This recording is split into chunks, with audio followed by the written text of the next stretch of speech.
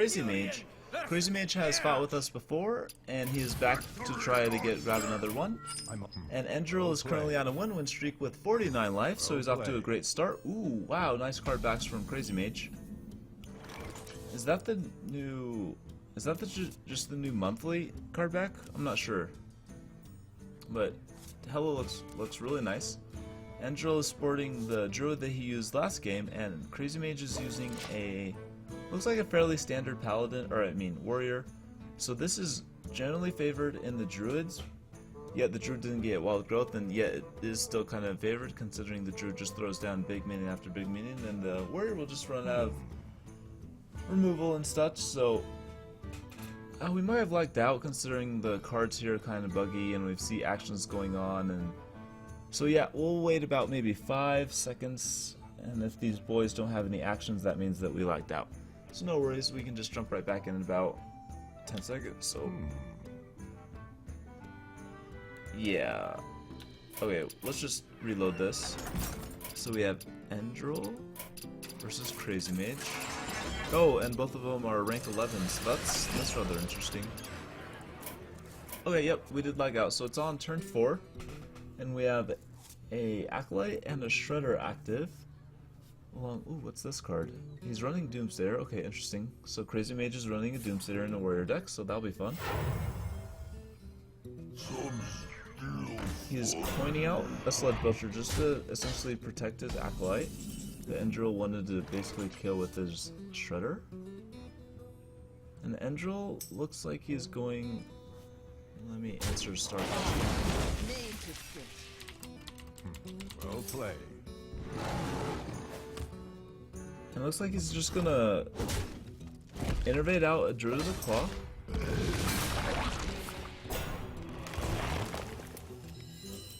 Where shall I strike? And that still leaves a very bad trade for CrazyMage. He kind of wanted to maybe get a few draws off of his Acolyte, but he just can't do that quite yet. Now we have to notice that the Armor Smith was gotten from the Shredder, and that'll be pretty fun considering it's behind a taunt.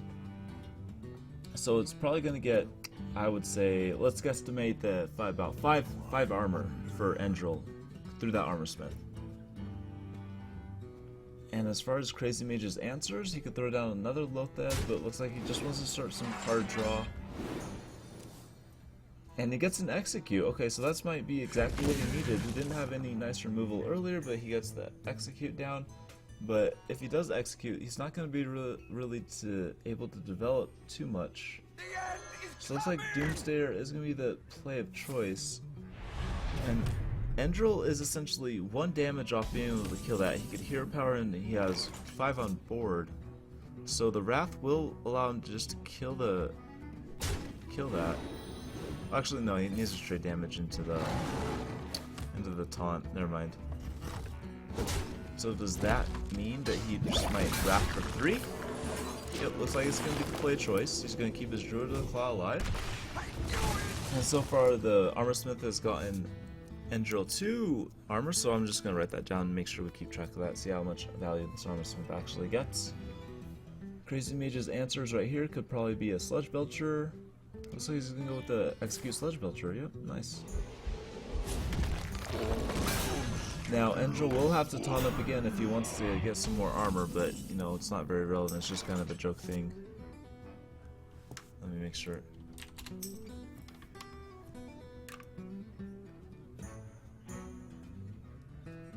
Ancient of Lore looks nice.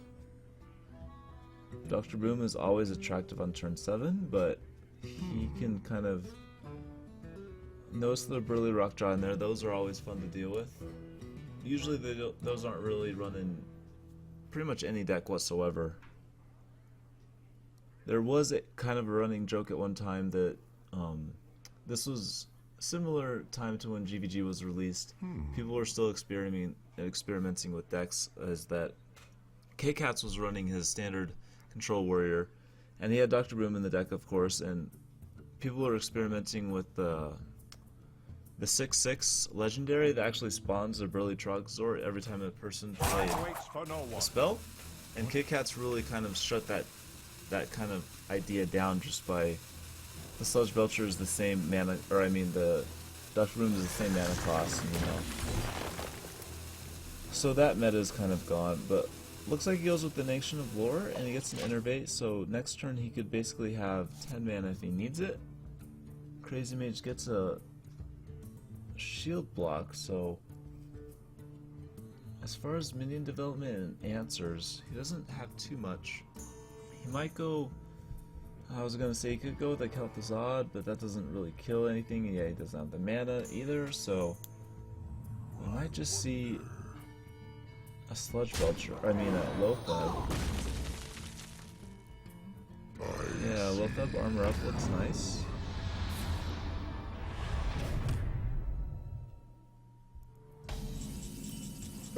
And that means that the Armor Smith actually got a total of 3 armor for the Druid.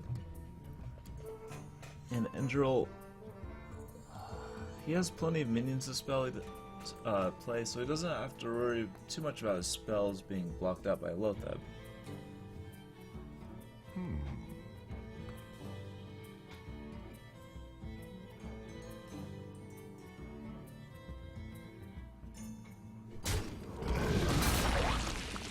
Starting out with the trade on the Sludge Belcher, pretty standard, and as far as what else he wants, looks like he's just going to do another Ancient of Lore. That would put him up almost probably close to 10 cards. Currently he has 8.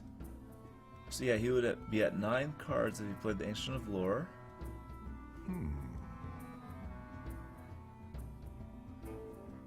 Time waits for no one.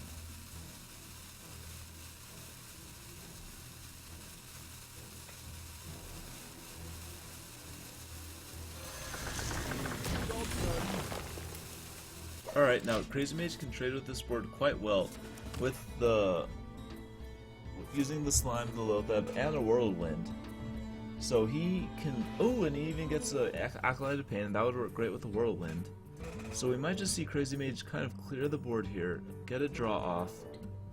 And as far as other development, I'm guessing that he might just do an armor up, so rather slow turn. Oh yeah, okay, so this is going with the Kel'Thuzad.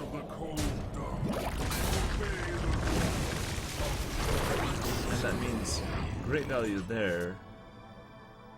Now Endril, he doesn't have a real nice answer to the KT unless he wants to do a force combo, and that's what I'm guessing he's gonna do.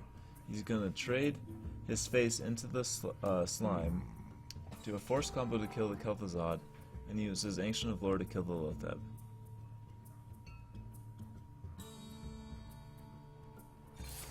Yep, and he's gonna go for it. Oh, he's just not gonna do the whole combo, he's just gonna do one half of it. Does that mean that he has enough damage? Okay, so Innervate, Drew the Cloth in charge form. So rather interesting, he's gonna, instead of just doing the proper combo, he just basically, instead of using the one card in the Savage Roar, he uses 2 cards in the Innervate and the that doesn't seem like a correct play, but we'll just trust him on it. Let the pain speak to me. Looks like CrazyMage is gonna get some card draws by activating his, or buffing up his Acolyte of Pain. Ooh, and the Sneeds. This is gonna be fun. So that Sneeds in there hopefully will kind of give the Warrior a little bit more favoritism in this matchup. But Endril is also running a Kel'Thuzad.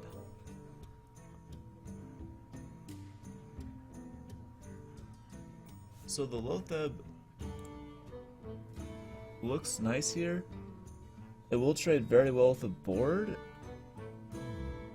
And we're 1 minion off from actually getting a Mind Control tech. So we might throw that out naked here shortly. Shield Minion looks really nice. Hopefully we get to see a Sneeds, and I think Sneeds would be really fun. The sooner that we get it out, the better. And considering he doesn't really want to play too many spells, I think that'd be a fun choice anyway. I wonder.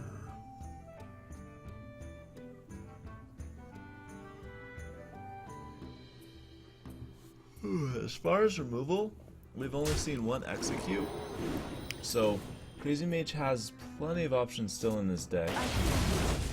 Ooh, and we get Mistress of Pain. Rather useless, but still kind of fun. Looks like the Death Spite's gonna be chosen to take it out. And everything else, I guess, is going to go to face. Just to remove the Druid's 5 armor. Or 3 armor. Now, Endril, he might go for a Kel'Thuzad turn, and that will allow him to get his clear out the Shield Maiden while getting his Lotheb back. And will he Wild Growth for the card draw, or maybe just Hero Power after that? I think Wild Growth is obviously the slightly better play for that.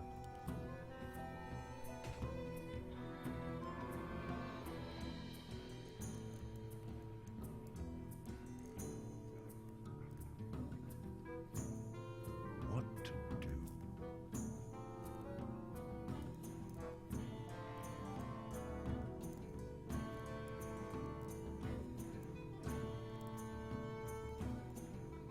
Andrew trying to figure out the best way to do this. Like we said before, we've only seen one essentially removal spell from the warrior in that one execute. We haven't seen any shield slams. So I think that's why he feels really nervous about throwing the Kel'Thuzad down, is because he knows shield slam is in there and it essentially isn't the best thing. He wants his smaller minions to keep that before he actually throws it out. But looks like he does throw it out. And CrazyMage does not have a nice answer to this beyond a Brawl. Brawl might be the weapon of choice, but he might go for a shield block just to hopefully get lucky, and then do a Brawl. And yeah, I think that would be the smoothest play to go about it. I wonder. He was slightly hovering over the Shredder, Sneed's old Shredder. I don't think that's a really viable play.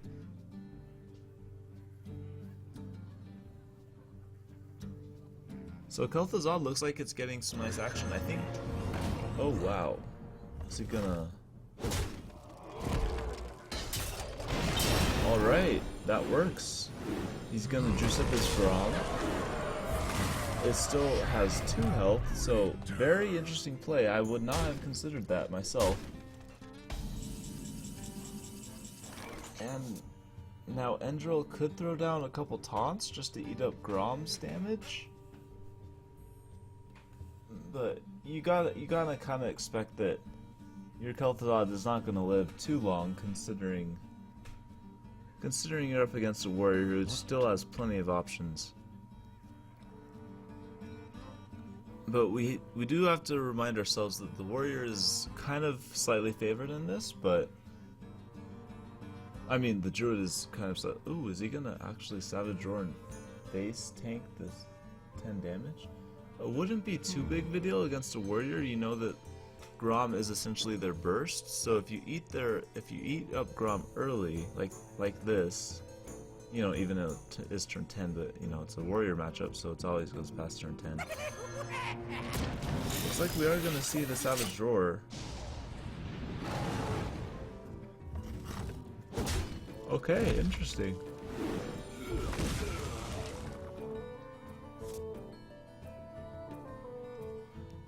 Now, CrazyMage hopefully will throw down the Shredder here.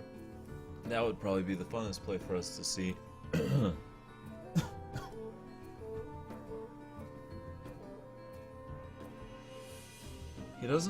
He might do a Brawl, to be honest. I think that would probably be the most... Yeah, it looks like by attacking face, that looks like the most viable play. So, Dr. Boomlab has a 20% chance to live. And looks like the 20% chance to live is real. So Endril gets a nice result at that Brawl, and CrazyMage is kind of sad. He doesn't have a nice answer to this, so it looks like he's going to lose the majority of his armor before he even really played any shield slams. He's going to try get one right here, and he gets a Dr. Boom. It's a little late, but still able to be played next turn. So he's still okay. He's still alright. he has, let's check the deck level. He has 10 cards left in the deck, and both Shield Slams are in those bottom 10 cards. The Druid is at the same 10 cards, so this fatigue matchup will go pretty much identical. And Entril did top deck the BGH Hunter right after he had the face tank Grom to kill it. And Entril's able to develop pretty much a solid board, and there's finally the Shield Slam that he needed a while ago. But hopefully he goes with the Big Game Hunter, considering there's probably not too many Big Game Hunter targets to begin with. And that allows him to actually develop a minion, and hopefully we get to... there's not too much that he can else do. Maybe he wants to save... maybe just a Shield Slam onto the Trogzor, just considering it can grow a little bit if you don't take care of it. But that postpones our Sneed's little Shredder turn for at least one more. Fiery War Axe looks like it could be played just maybe just sit it there. Oh, looks like he wants to attack. So the Fiery War Axe is equipped just to basically deal 1 damage. And Shield Slam will come down on the Trogzor. So that means we haven't gotten any value, but he has another one in his hand, so hopefully we'll get to see some Trogzor get really nice and beefy. Ooh, Keeper of the Grove is really nice. That means that, yeah, this should work good. Keeper of the Grove, Hero Power, and Trogzor. I must safeguard the land. Now hopefully some Trogzors do get kind of large. That's nice to see, and I've actually never really seen a Trogzor get too large ever in competitive play.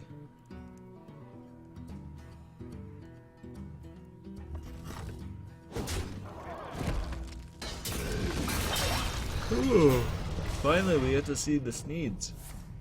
He's been teasing us with it the whole game, but finally on turn like 20 we actually get to see it. Swipe is nice. Yeah. I guess swipe and trade a lot of your guys into it. Or maybe just sit on your guys, have them all go face, remove as much armor, or all the armor, and maybe just do the trading when you actually have to get as much face damage in. Looks like that's what hopefully he does. Oh no. So he's gonna get his Trogzor alive. And a Bulgin comes out fairly, kind of, I would consider a weak minion, considering you need to play it with his battle cry to be really effective.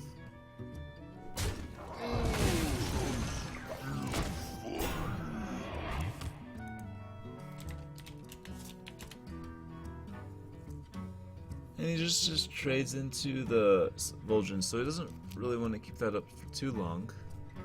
I have no time for games. And Sylvanas does come down, and that's going to be a nice trade for CrazyMage. This match definitely looks like it's going for fatigue. So Entril just drew the second Savage Roar, so that means that he's probably running 2 copies of the combo in his deck. And CrazyMage is really running dry on cards. Actually, both of them don't have too many threats, but he is able to top deck a Ragnaros that will get Big Game Huntered, but it will do some work before it actually does, either to face or to minion.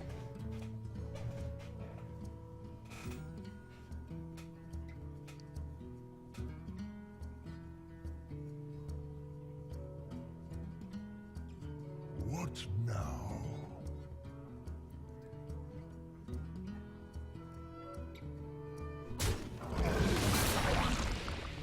Now Ragnaros hopefully gonna come down here. He doesn't really do anything else. And I'm sure he's okay with both targets, either face or kill the slime. I'm sure he's happy with both. Looks like Ragnaros wants to get rid of the slime. Now, okay, so Entril might be, he might do a Savage Roar just to clear out the Sylvanas, or he's gonna swipe it down, okay. And that would allow him to play the BGH along with the Mind Control tag and get minion advantage. Into this locator. Now CrazyMage does get a Fiery War Axe that will answer the board essentially over the course of 2 turns.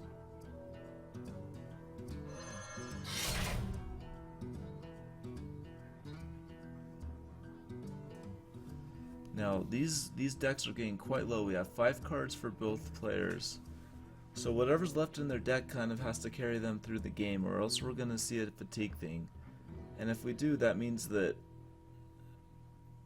it's kind of an even matchup, considering the hero powers just kind of cancel each other out. The druid will deal 1 damage and gain 1 armor, while the warrior just gains 2 armor. This looks like CrazyMage will start clearing out poorly this Fiery War Axe and armor up just to hopefully win the fatigue war when it eventually will hit.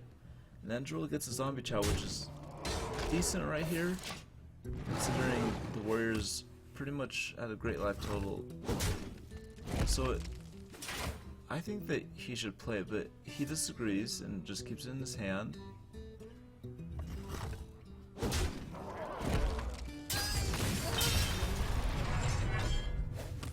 And CrazyMage just go for the attack, armor up, pass. And Endril left with nothing to do, so whoever has the next big threat will kind of get the game. Shield slam? Okay.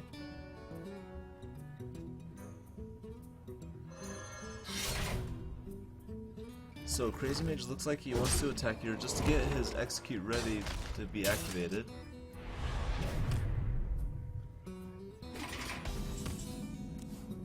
Force of Nature does come in hand, so that can be used to, I would say, stabilize the fatigue levels a little bit. And that means that 2 cards and 3 cards, okay. Bomb Lover's nice here. It deals with the zombie chow very effectively and actually develops a threat, considering these guys are pretty much running low on threats. Special delivery!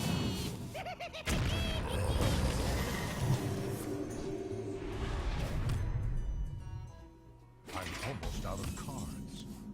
Wild Growth, the most useless card right now. Looks like Wrath is going to be used for 3. Does not want to draw right now, so definitely for 3. And it looks like Andrew's gonna have to wait 1 more turn to see exactly what his last card is before going for the combo play. Almost out of cards. Ooh, and CrazyMage gets 1 last big threat. He's probably obviously going to play that here. Armor up, and that means CrazyMage is probably going to win this game. He has a threat, he has all the answers, and Endril has not much he can do. I can see. Yep, okay, so CrazyMage wins with 26 life. CrazyMage stuck with his warrior. Endril's going to flip to a shaman. So not necessarily a mech shaman, not like, I don't know what other, there's not too many versions of shaman, just the standard one. And as far as favoritism in this matchup, I would say it's fairly even. The shaman and warrior battle probably goes fairly 50-50 quite often. Actually, to come to think about it, it might be slightly shaman favored, just considering that the warrior might have difficulty clearing out the board from all the little stuff that the shaman can do.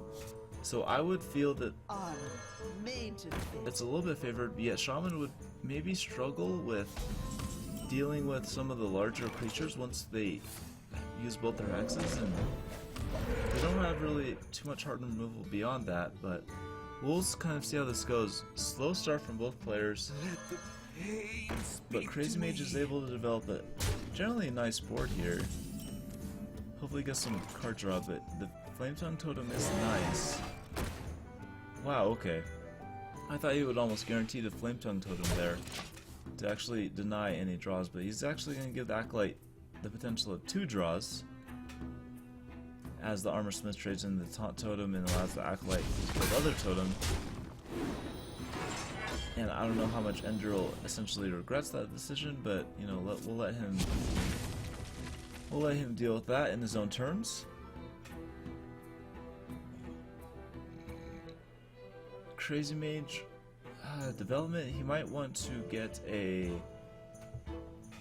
Despite up, or he might want to go with maybe a Bomb Lover just to get the guy down to 1 health. What now? It's kind of up to him. He doesn't...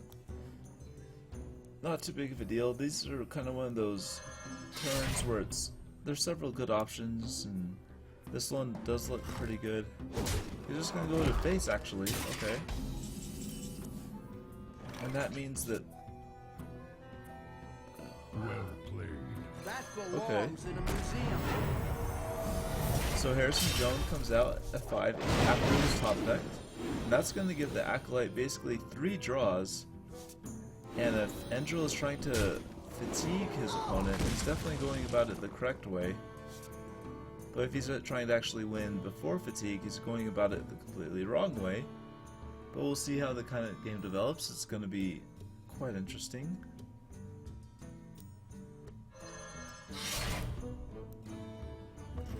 So CrazyMage is not lacking weapons whatsoever, so the second weapon does come out, even though Harrison Jones has been used, and Execute's going to be used, and there's generally not too many big minions in the Shaman deck, there's just a lot of little ones. So using it there is definitely quite smart, I would say.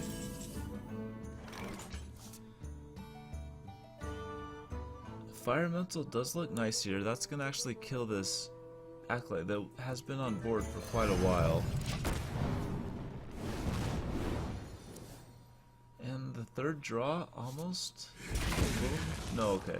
I was thinking that he might burn 1 card, but it looks like he does go up to the maximum of 10 cards without burning anything.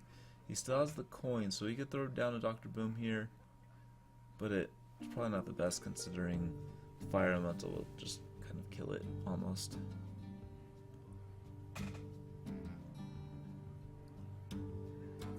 What now?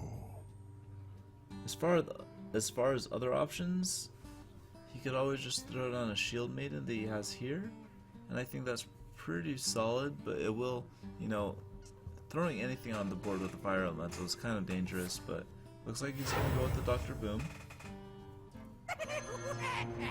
And as far as options, Endril can do a Flame Tongue Totem to juice up his Fire Elemental, or do something like a Earth Shock or a Lightning Bolt. He has 2 of them.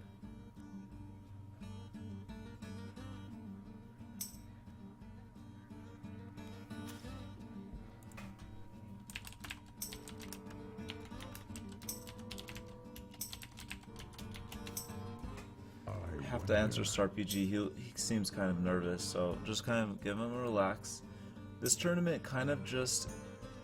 does run generally for maybe like 3 hours every night, so plenty of time for everyone to play.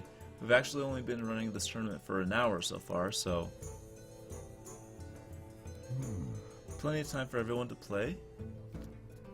And if you want to play yourself, all you have to go and do is go to slap.gg, the website, so www.slap.gg/p, and enter your battle tag right there, and that's pretty much all you have to do to play. And we'll probably have everyone play tonight, so if you just do that right now, you can definitely jump in. And as far as this game, Endril probably looks like he wants to throw down the Feral Spirits just to absorb some boom bots, and I'm guessing... Oh, he's gonna do an Argus. Okay. I was thinking that he would do the Flame Tongue Totem rather than the Argus to actually kill Dr. Boom, but he disagrees with not a big deal. These guys are probably a lot better players than I am. Now, CrazyMage, 7 mana. He could do like he could do the Whirling Spare Part to juice up his Boombot while throwing down Sylvanas.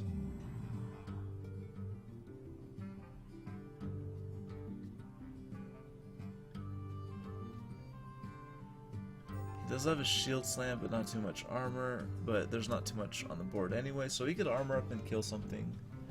That would leave him with not too much. Maybe Fire War Axe would come out as well.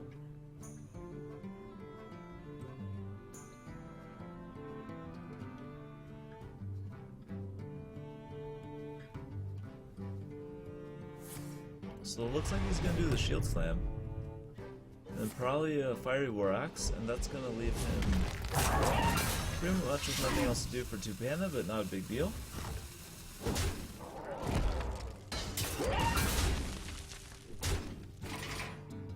Okay, so Endril does get a Dr. Boom, but he is overloaded for 2, considering he did Feral Spirits last turn, so we'll see what he actually is able to develop.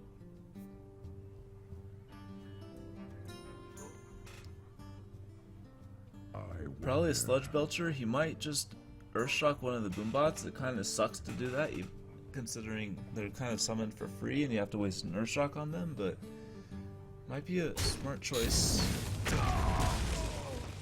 Argus absorbs essentially 1 Boombot by itself, so that's kind of sad.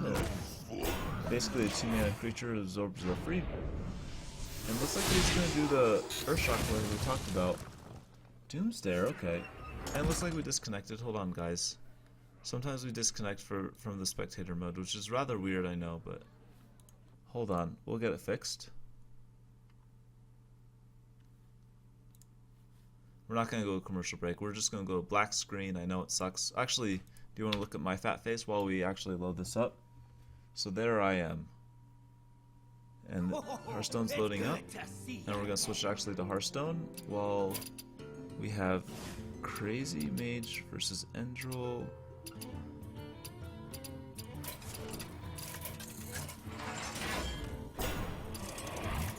I can take the hit.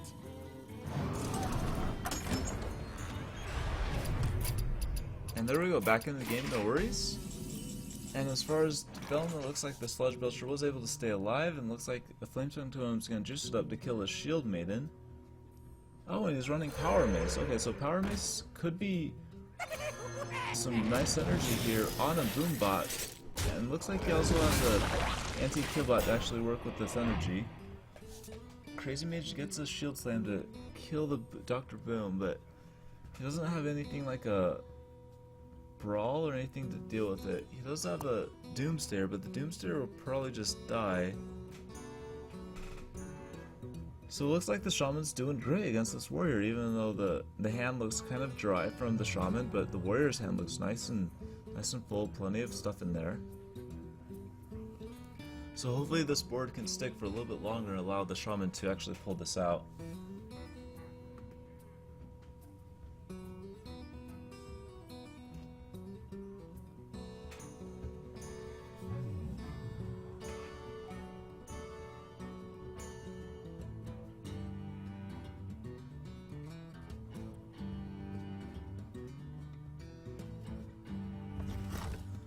So weapon attack, clear out the taunt. And will we just see an armor up Shield Slam? That's viable, and then maybe... Okay, so a Sludge Belcher. I was thinking maybe a Doomsdare, but the Sludge Belcher works too. Now, I am guessing that the Sludge Belcher might get killed by a Power Mace. First trade move is Boombot to see exactly what it hits. Now the second half will definitely be Power Maced, and that will leave the Death Rattle effect to potentially go onto the Boombot, leaving it as a 3-3, and then if the Flametongue Totem survives, it will be a 5-3.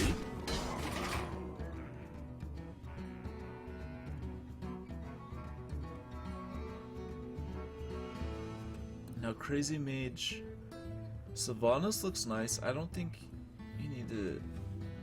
I think Sylvanas works well, and then probably just the Death Bite onto the Flametongue Totem.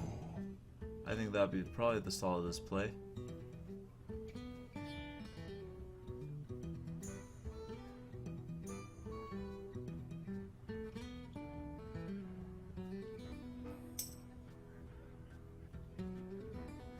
I'm gonna answer Harry's question real fast since this is kind of slow.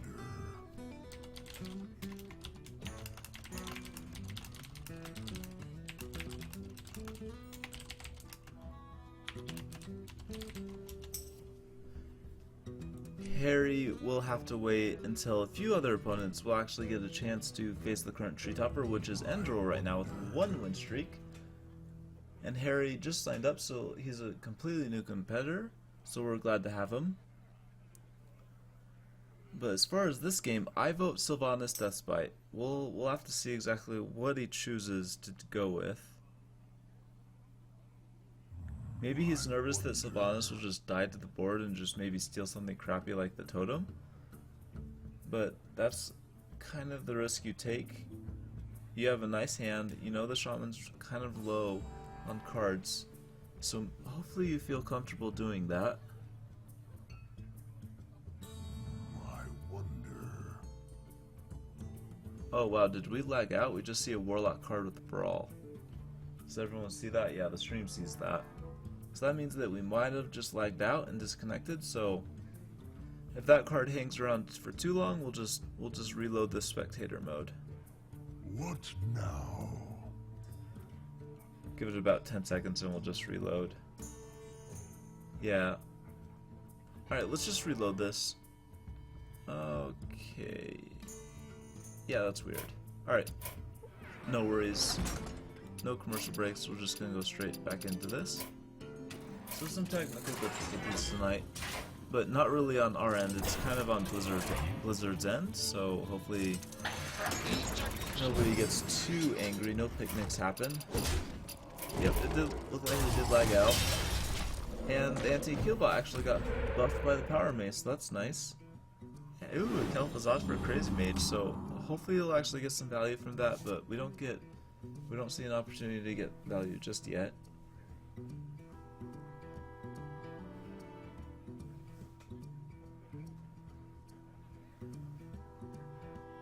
There is 2 crappy targets. Well, actually 3 crappy targets and then 1 good one for the Ragnaros to hit. You don't want it to hit face, you don't want it to hit any totems. And he gets lucky, he gets the good target. So we've had some good RNG this game, or this tonight actually.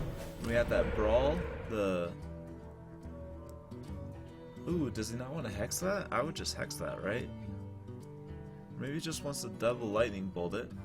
But as far as RNG, we see the Ragnaros hit the 25% chance, and then we saw a brawl earlier hit a 20% chance by leaving a Dr. Booma alive, so some fun plays so far. Looks like double lightning bolt will go down. And that means the hex is able to be saved for later whenever he seriously needs it.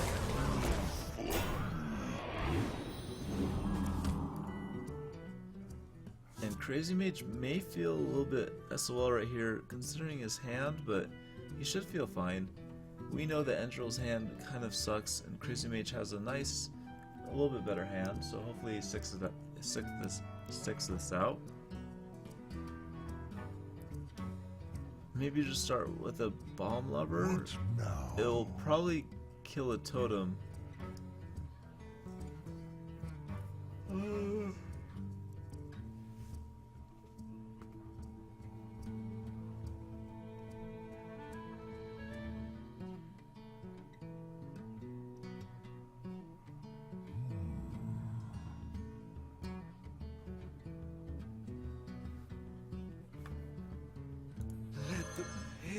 Speak to me. So he's gonna start with an Acolyte. The Acolyte is obviously just gonna die to the Sludge Belcher, but that will put it into range of the Despite. So I think that's his goal right here. Looks like he's going to do 1 attack on the Taunt Totem, which seems kind of weird. But whatever works for him. So Endril, okay, he might. Looks like he's gonna go with the Mana Tide. He desperately needs. Now I don't know why he would. I don't know why he would armor plate that. You know the Death Rattle will just kill it. That just seems weird. He gets. Oh, that's why he did it, because the healing totem. Okay, cool. So he did think that way past what I just thought of it, and the healing totem saves his neck on that. And here comes Sneeds. We wanted an all game last game. We finally saw it. It got a Vol'jin out, which was kind of sucky. Vol'jin is most powerful with its battle cry effect, but hopefully we can see something nice from Sneeds this game.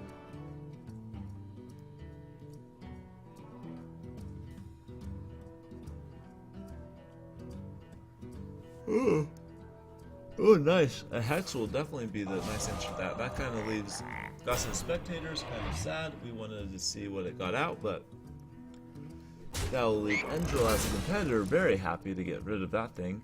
and allow his mana tide to keep drawing, even though we are... How close are we to fatigue? 10 cards, 8 cards, okay. So the mana tide will just basically catch up Endril in the card count, even though he still has pressure and he still has board control. And he has a full board with basically only 2 minions that are worth anything. He has all 4 of his totems out, so any spell damage or healing that is needed, those totems will definitely be there of service. And I don't know if we saw if the brawl went down when we were disconnected, but we still have not seen the brawl from our end. It looks like a whirlwind will actually clean out the Sludge Belcher and kill and enjoy the totems. And Kel'Thuzad is gonna come down just as a minion, it looks like, so not actually getting any value out of that, so maybe a silence is the best bet, or he can do a lot of trading, get the Kel'Thuzad almost down to 1 life with the Fire Elemental and trade both of his minions. So maybe he just does silence as well, just to kind of remove it altogether. What to do?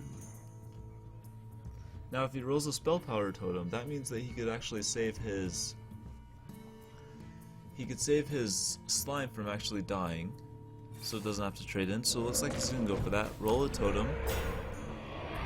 Does not get the spell power totem, so it looks like he has to trade this slime in.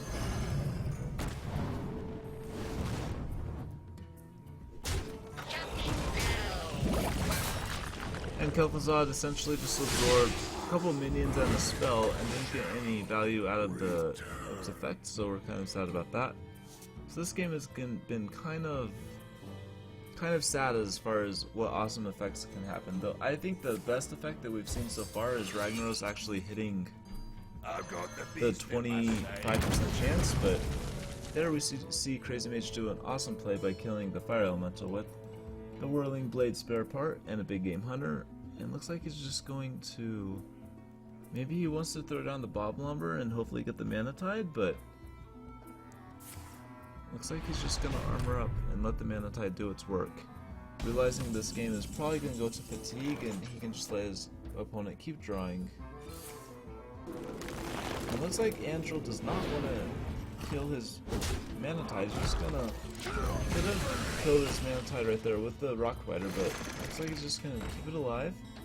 And these guys only have 6 cards left in their decks, so this is almost guaranteed to go fatigue. But Andril has a nice board, and CrazyMage did kind of get a crappy draw there, but he's able to develop a minion, and that's kind of the most important part. It will die to what's on board, but that's alright, it'll absorb some damage.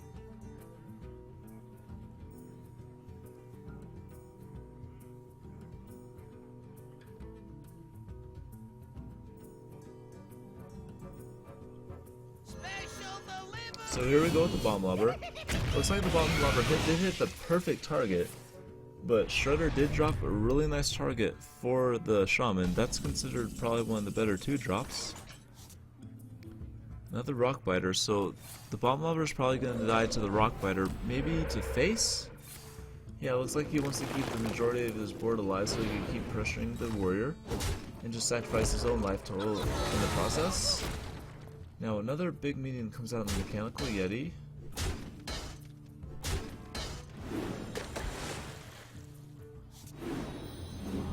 And the Mana Tide Totem is still alive. I think that Mana Tide Totem has been alive maybe for 5 or 6 turns at this point. And the Sludge Belcher comes in hand. I can take the hit. So it's like a Shield Mana will be the weapon of choice so far rather than the Sludge Belcher. And armor is up to 21, so that leaves 50 total life. Power Mace is really nice right here, so we might... How does he kind of want to trade this? If he uses the Golem to do the final 2 damage, that means that it could potentially die and not have any synergy with the Power Mace, so it looks like he's just gonna use probably his totems. Yeah, okay. That works. Power Mace is just gonna stay there as a weapon.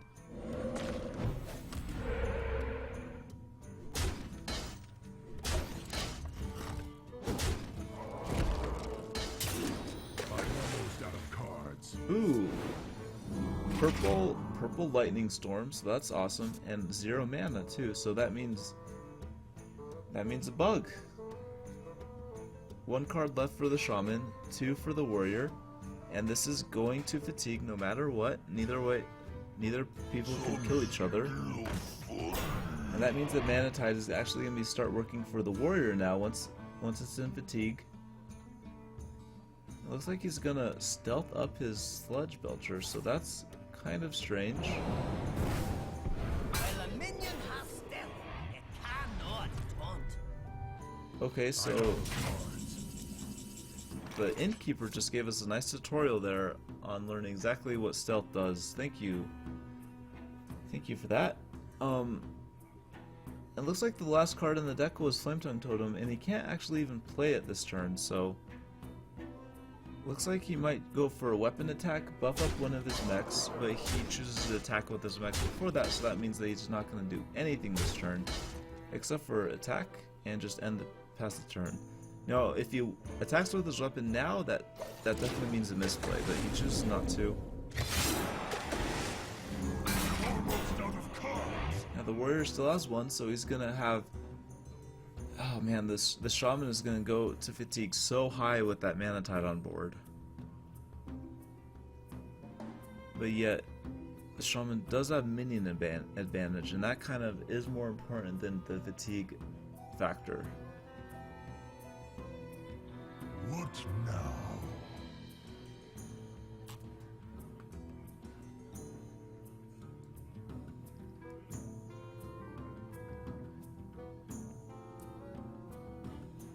Looks like the warrior's gonna start training with the totems, and it looks like a Grom. I don't know how the Grom would essentially trade, but it looks like he's just gonna go to face with the Grom. And that's gonna give minion advantage to the warrior, considering the shaman doesn't have any cards to really deal with that. He is able to play his Flametongue Totem now, along with the Lightning Storm. And we notice how the Lightning Storm is bugged, so we might have just disconnected from this game, or the game just bugged out, so we'll see if it catches up or does something. And CrazyMage definitely commenting on how the Mana Tide's doing work, so looks like we did disconnect from this game or it bugged out, so hold on guys, we'll just get right back into this. We have Endril versus CrazyMage. I'm almost out of cards. Looks like the warrior drew one of his last cards.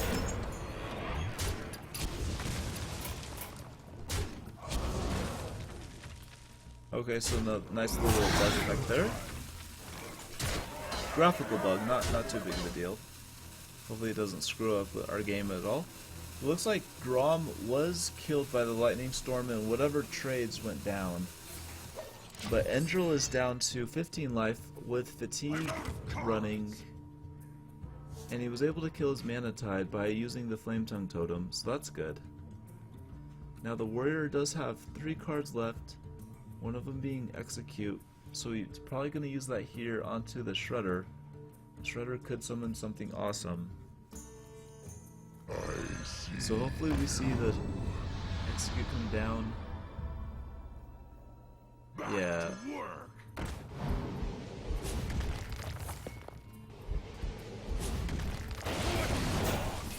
Oh, that's decent. Okay. That's not good, that's not bad, it's decent. And the shaman taking 3 fatigue damage, so as far as the clock goes, he can go up to 4 of the 8, so he can live for about 2 more turns after this one. Should be fine on that.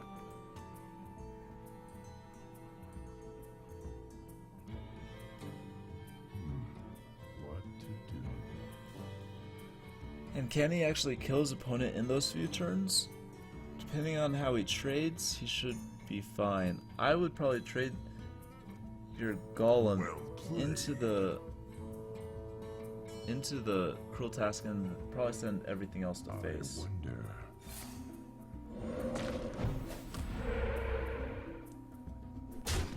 Maybe he just wants to... Okay, so He doesn't want to do any trading whatsoever. He just kind of wants to put as much pressure on his opponent, let his opponent do the trading. Now we have to... Okay, this is going to be interesting.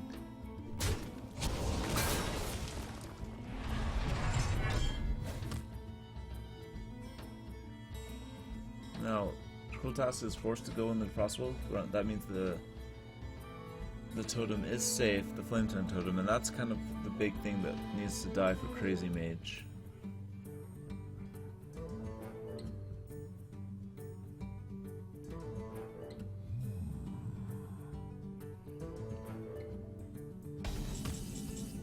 Oh wow, is he not gonna... Wow, he's not gonna trade. Okay, that's weird.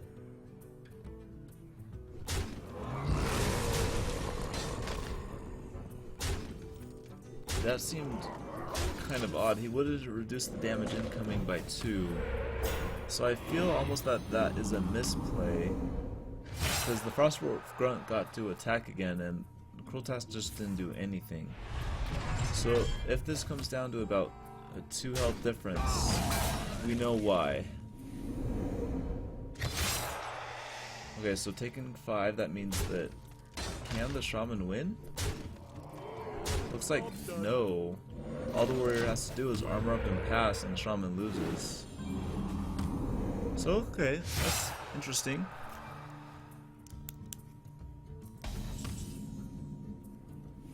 Okay, so CrazyMage wins with 6 life. And he has won twice now against Endril, so bravo to him. He's going to go on to the next treetop. CrazyMage is currently on a 1-win streak, and he's going up against Star PG. Star PG has done battle several times with us, actually. This might be his 2nd or 3rd battle, and looks like he's going with a hand... this might be Demon Warlock. We're not really sure at this point, but so far it looks more Hand Warlock-y. And CrazyMage is using the warrior deck that he used to defeat Endril. And so far the hand looks fairly heavy with the Kel'Thuzad, but maybe a little bit more flexible with the BGH, considering the Hand Warlock. Hopefully we might get some Mountain Giants out here soon. The Armor Smith's going to contest the Zombie Chow a little bit, but you might want to get... So the first life tap goes down, and a Mountain Giant does come in hand. So it looks like we're probably going to see a Fiery War Axe just to keep his Armor Smith safe, and then hopefully get a Sludge Belcher when the time comes to just get an insane amount of armor.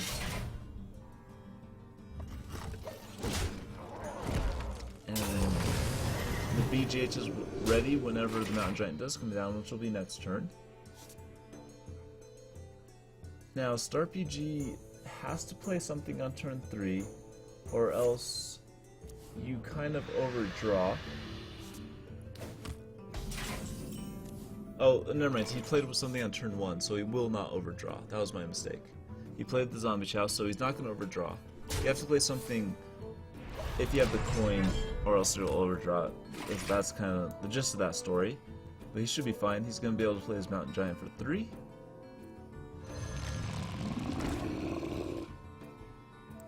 And looks like he's just going to let the 1 mana slide. I was thinking he might do a coin life tap, but looks like that's not going to be an option. CrazyMage has a really nice turn here with the BGH and an armor up. Considering he has a shield slam, he generally probably wants to use that as much as possible, dealing with these Hand Warlocks. Ooh, and Star PG gets another Mountain Giant. And he could life tap, but that would... Okay, that's going to leave him at 10 cards. He has to play something. He's probably just going to throw away the coin. He's actually going to burn a card. He's going to lose a card, so Star PG might do a little misplay there. He's actually going to just sacrifice a card by doing that.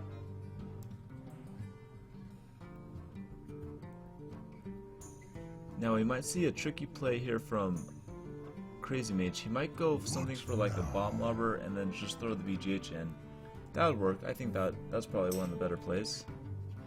Yeah, and CrazyMage noticed that. He tapped at 9 cards like we were saying. So let's definitely notice that.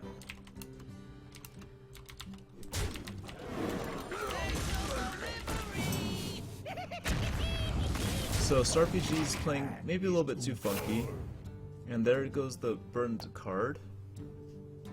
And Hellfire does come out, and he has 2 mana to work with, or 3 if he needs to. Looks like he's gonna go with the Mortal Coil.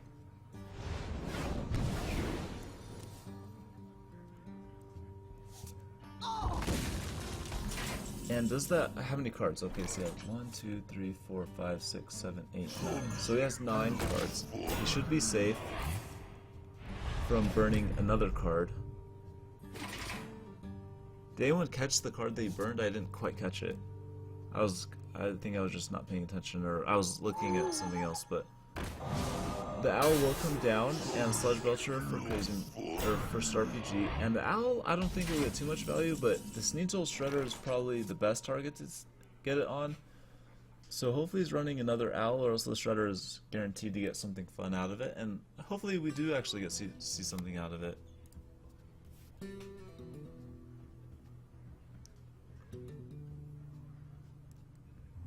I wonder. So here goes CrazyMage with a Shield Slam, and then he has a nice trade, either if he wants to use his face or both. Oh, the Sludge Belcher goes into it. Ooh, okay, so he values his Sludge Belcher's life over his face life, which is fine considering he has armor and he's already used 1 Shield Slam, so it's not too big of a deal. Now, StarPG BGH probably works good. He might throw down like a Zombie Chow. Oh, Litho works too, okay. Now, let's see if CrazyMage can do like a weapon. Okay, so he gets a weapon. Not the best one, he probably wanted a Fiery War Axe just to deal with the BGH, but that one works too. That means that he could weapon. Actually, I probably would have done a weapon first and then attacked the Boombot in. So, a little bit of a misplay, I think, on CrazyMage's half. So, the Boombots didn't actually go in favor, because if he would have weaponed first, I would have got it to 1 life, and then the Boombot would have killed it and allow the potential. So he just kind of sacrificed his... Oh, okay. Never mind. He didn't sacrifice anything. He meant to do that whole sequence. If it probably would have worked better doing it my way anyway, considering the BGH would have probably died, but that means that he wouldn't have gotten Kel'Thuzad out because they wouldn't have the mana, so both ways work, but he chose to go with the more aggressive play with Kel'Thuzad. No worries, it's his style to play, no, not a big deal. It looks like StarPG can't get a huge Twilight Drake out here, but not very helpful. He kind of wanted to get a Siphon Soul, I think, just to deal with the KT. Molten Giant does come down for 4, so it looks nice and juicy. He could taunt it up if he wanted to. It looks like that's what he's gonna do. Shields up. Now, generally, a Brawl would be really sexy right here, but the KT is almost a little bit more valuable than your opponent's taunted Giants. So, this is going to be quite kind of interesting. We might see a weapon attack into the 8-8. Looks like KT is going to take care of 1 taunt. And then the Boombots don't really work too well. Okay, then probably a weapon attack. I think he should go with a weapon attack. So. Oh, it's going to use his Cruel Taskmaster. And then maybe develop a Sneeds? Okay, so he's going to go with the weapon attack, and that's going to give him lethal. The 1 Molten Giant is in hand, but there's no more taunt givers. There's 2 anti-Keelbots. So looks like that's his only play is Molten Giant with 2 anti-Killbots. That will put him up to 23 life? Something like that. Yeah, 23 life. Well, not if he taps. Okay, never mind. Is that lethal? Oh my god. Yeah. StarPG is misplaying this huge. He had to double anti-Keelbot, or else he just loses. Looks like he's gonna Argus up. My shield for Argus. Oh man, okay. I guess that works. So the life tap kind of paid off. He was able to top deck a taunt rather than just going with the double heal. So he got super lucky with that tap.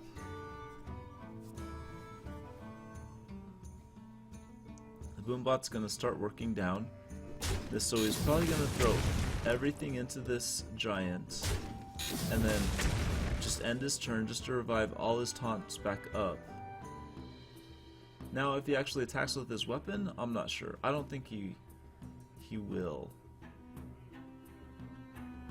He is, yeah, he should probably just attack his weapon into the taunted defender of Argus.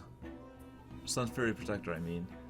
Now we'll put this down to 6 life, and he has 6 on board that actually kill it without using the Kel'Thuzad. So Kel'Thuzad can be used to attack phase here, which is what he wants, and then he could resummon all his taunts. So I think that's what he should do.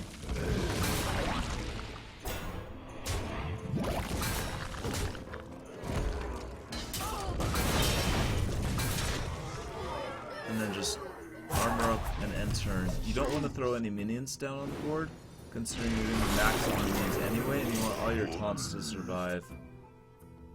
So Shadow Flame is really important here. It could kill the Kel'Thuzad if you use it onto the anti-kill bot.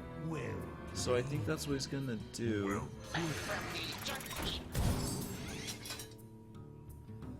Now these boom bots are kind of crucial. Looks like these guys are spamming the emotes, so they're having fun. Okay, so one boom bot hits face, the other one hits Zombie Chow, so useless. And this game is, you would think it was close, but the warrior still has advantage, and he could go with the 50-50 rag hit, and I think that's what he should do. It should be a lot of fun. So we have 50-50 to win the game right here. And maybe that would force RPG to do a Jiraxis. Never mind, he just wins.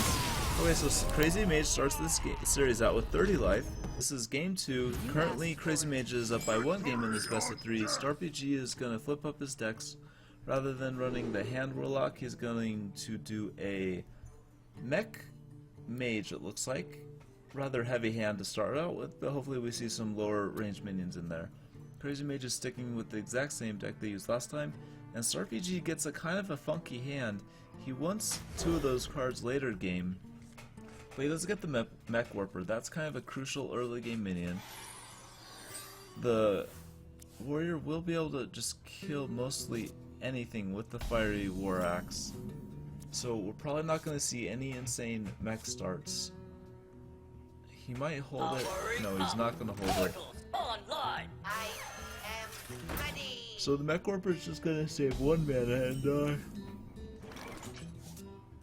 and die to the Fiery War Axe. It might have been smarter for him to hold it 1 turn and allow a Neutron to essentially protect it, but it's alright, it doesn't matter too much. He doesn't have too much else to play, he's just going to play his whole hand regardless. And set up plenty of mechs on the field to actually get a nice Blast Mage off.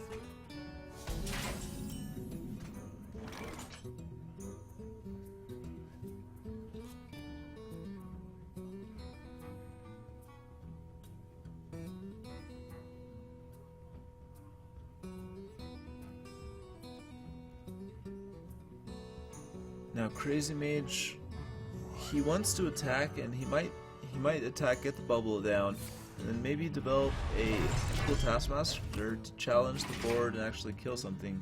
If he chooses to do neither of those and just passes his turn, looks like StarPG wants to do a... Oh, he debated whether to do Blast Mage, but wow, he gets a Molten Giant. Wow, okay, so we have to recognize that the Molten Giant will be free at 13 life, considering it was summoned by Unstable Portal. We can notice that it costs 17 now at 30 life, so that means that at 13 life it will be free. And that might be relevant for the mage, but generally mech mages don't get really too low in life before they win or lose. Generally they just lose at like 20 life after the opponent has a huge board. Looks like the Blast Mage will come down, and let's... 0 actually hit the Lotheb, so that's a very good result for CrazyMage. That means that our Star PG kind of has to trade his whole board into it. And as far as spare parts, we have 2 time rewinders, so not the most useful. It's almost counterintuitive in a mech mage, considering you kind of want to use the spare parts on Antonitis and you want to keep most of your minions on the board while doing so. So a shield slam can be used with the shield block to kill out.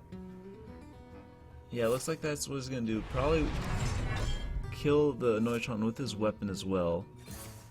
And that will leave a nice clean board for him while having his own minion. And we have to notice that he's still at 22 life, so he's still doing good and going into turn 6 against the mech mage.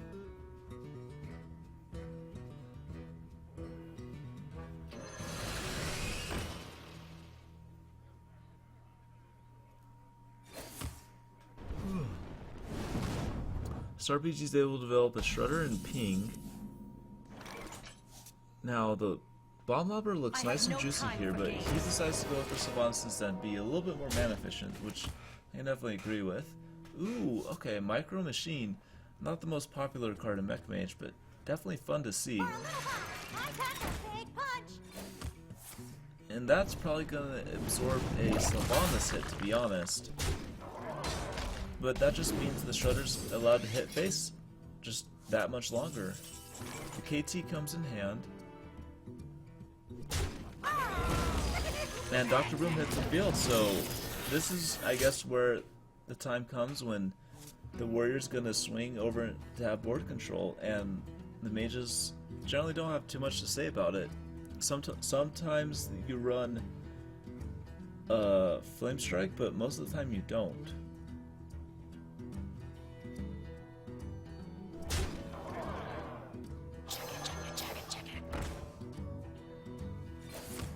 And StarPG is just trying to answer the board as much as possible, trying to get him face damage to actually have his 2 fireballs actually do some work. So, with what's on board and what's within hand, he does have lethal, but we know that CrazyMage is just going to trade all his stuff into the board and just steal the... Looks like he can steal the Snow Chugger. That would probably be solid, and then whatever comes out of the Shredder... Okay, he gets a Raptor. And he steals the Raptor, so that means... Oh my god, he just lost the game. I have no time for games. He didn't trade into the Snow Chugger and he just lost the game. StarPG's gonna be able to win this. He didn't calculate 2 fireballs.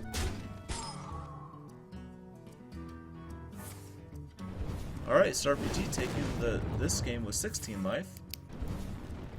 That means we'll go to a game 3. This is game 3, the deciding match between StarPG and CrazyMage, and we've seen misplays from both players, minor, some rather bigger than others. I think the main one from StarPG was he life tapped with too many cards in hand and burned the cards. CrazyMage has not been trading too... He missed an opportunity to win the last game by not trading into a Snow Chugger, but they're not too big of misplays, but hopefully this game will be nice and clean and we'll just have a battle of wits to see who plays around each other the best. And we have a nice Fiery War Axe. Looks like they're using the exact same deck from last game. So the Fiery War Axe will probably be used to clear this out before he takes too much face damage. And then that means that StarPG cannot develop a Mechwarper next turn. He might just force to coin out a Harvest Golem. And you're always sad to see a warrior have a Fiery War Axe in the opening hand against pretty much any deck as the opponent of the guy. So he gets a Spider Tank, which is nice. It doesn't trade well, but CrazyMage could attack into it. Oh, he's just gonna throw an Acolyte. That's gonna absorb the 3 damage from the Spider Tank, and then actually get it in the range of actually dying to the Fiery War Axe. So it looks like that's what CrazyMage's plan was, and it looks great. He gets a Brawl for turn 5 if the board gets too crazy. And StarPG has a nice series of mechs on board for the Blast Mage. So as far as this turn for CrazyMage, we might see an Armor Smith. But what did he... Okay. I was thinking that he might attack into the Harvest Golem and then just use his Cruel Taskmaster to kill the second half, but he decides to keep the Harvest Golem alive, which is cool, not a big deal, he knows what he's doing. The Blast Mage is going to come down and get maybe several armor. Looks like 1, 2, 3. Okay, so he gets 3 armor out of it, and 1 goes to face, so we got a total of 2 armor out of that.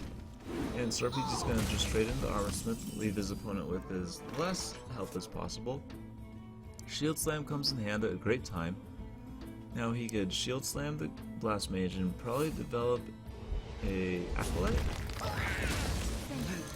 Pain, speak to me. Hopefully Acolyte can get more than 1 draw in this scenario. So StarPG should probably trade and then maybe throw down another Blast Mage, I think. Or he's just gonna ping and develop Mechs. Powering up. Portals online. So the Mech Warper does finally come down on turn 5 rather than on turn 2 like he originally thought it could have. And CrazyMage is forcing kind of a large board, but not too bad, so looks like he's just going to develop a Shield Maiden so far. Get his health up to 36 against Mech Mage, which is definitely solid. Blast Mage coming down. And he does some nice hits. That means that the Harvest Golem is probably going to trade into it. And that leaves the board quite open to a brawl. But CrazyMage does have some other options. I would think that he would go with a Cruel Task and a Bomb Lobber. Hopefully he does that, but looks like he just wants to go for a brawl.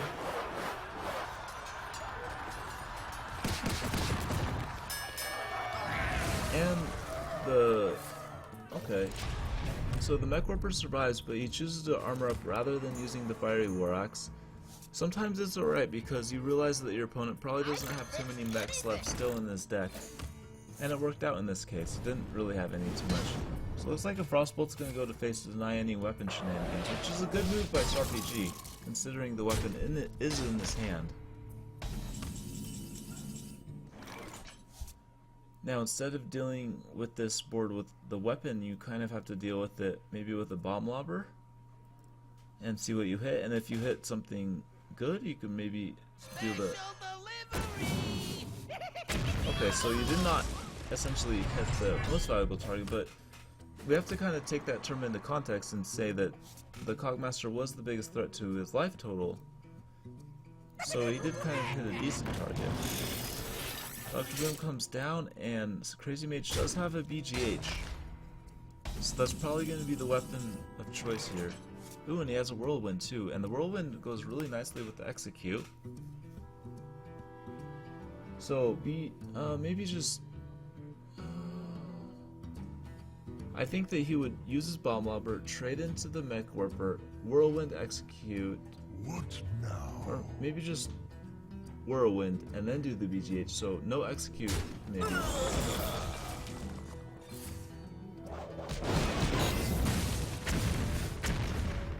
So he decides not to do... Okay, so that means that he's able to develop a Dr. Room, so that's definitely a nice solid play. Well played. Hella clean board while still at a 24 life total. And StarPG is able to develop a Drake along with a piloted Shredder. Now he has 2 fireballs in hand, just like he did last game, that actually won him the game. So if he could just get a little bit, actually a lot more, he needs about 10 more damage to face and he could potentially threaten lethal.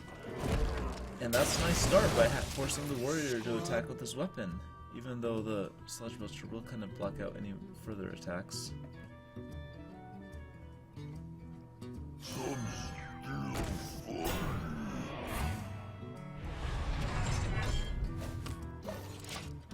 Now, Ghost RPG basically use a fireball to clear out the Sludge Belcher, even though he can't really do any phase damage here soon.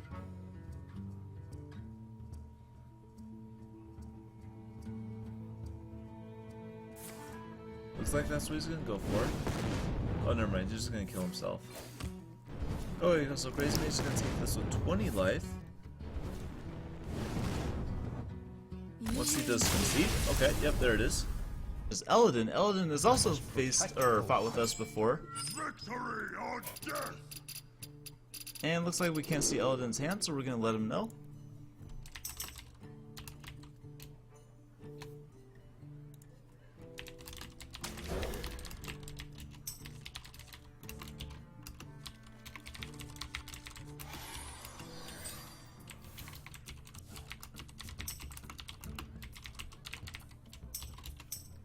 Okay, so we need to reload this. We'll be right back. Well, actually, we're not even going anywhere. We're just going to reload it right here.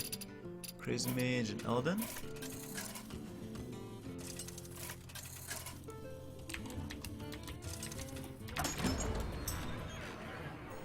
And then, yep, cool. So, StarPG is kind of upset, so we need to make sure that we stream everything, and everything is visible to the stream, so we're just going to let him know while this game develops. It looks like it's going to be Druid against the Standard Warrior.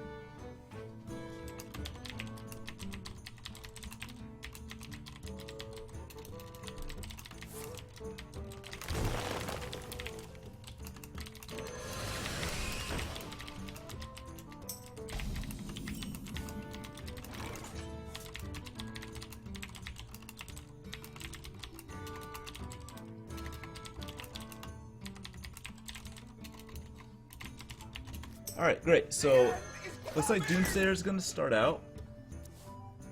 And Eldon has kind of a lackluster play. He didn't get any... He got the Innervate out, but his turn 3 looks kind of bad. And hopefully StarPG feels a little bit better about that game, but... CrazyMage has also a kind of a lackluster turn 3 play. Looks like the Doomsayer will go off, and... Ooh, okay, that's interesting. Looks like StarPG is definitely one of those salty players, so hopefully he... Oh, what's the anti-salt treatment, boys? Maybe he just needs to go sit his ass in the cold shower or something. That's probably the best thing for him. So does CrazyMage... Okay, so just gonna armor up. I was thinking he might coin weapon up and just sit on the weapon, but it looks like he doesn't want to do that. Yeah, plenty of time. This might be a slow matchup. Now, we have to mention that Druid is generally favored against the Warrior, so... But the Druid kind of has a slow start, as you can see. Turn 4, he's just forced to hero power. And he did kind of get a crappy minion out of the Shredder. And the Shredder, that minion actually might work against him, to be honest. Considering CrazyMage can kill it whenever he wants with the death rattle effect.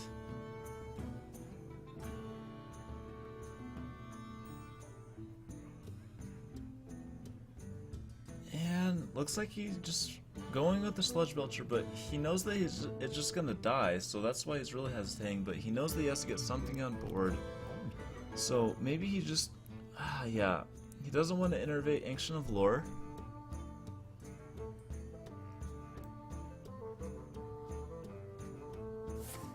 So he's just gonna Hero Power. Alright, so Hero Power is the tool of choice on turn 5 and turn 4.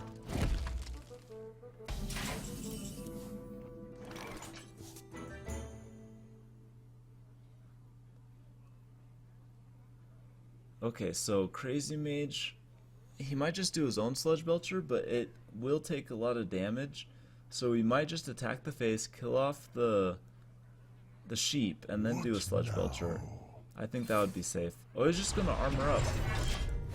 I guess he realizes that the Druid also kind of has to set initiative in this game, just as much as he does. And the Druid's gonna throw down Druid with Claw. Now generally it wouldn't die to a Death Bite, but in this case with the sheep on board it will actually just die. So CrazyMage probably going to do that. Maybe develop his own Dr. Boom or Sludge Belcher. I'm not sure. Yeah, it looks like it's gonna be Dr. Boom.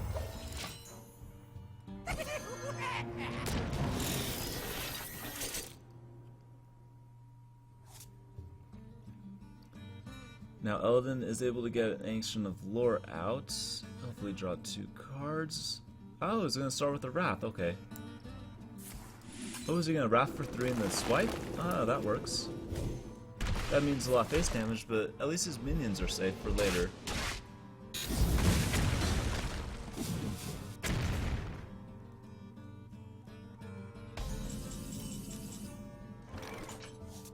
Now CrazyMage Sludge Belcher armor up looks nice.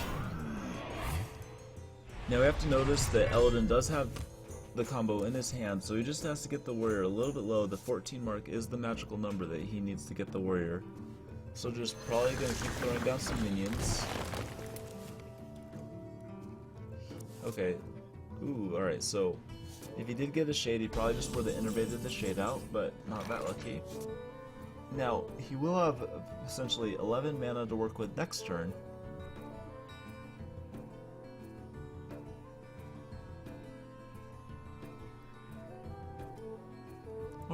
And then CrazyMage, hopefully we get to see a Sneeze. That's what I'm hoping for. Kel'Thuzad is also hella strong.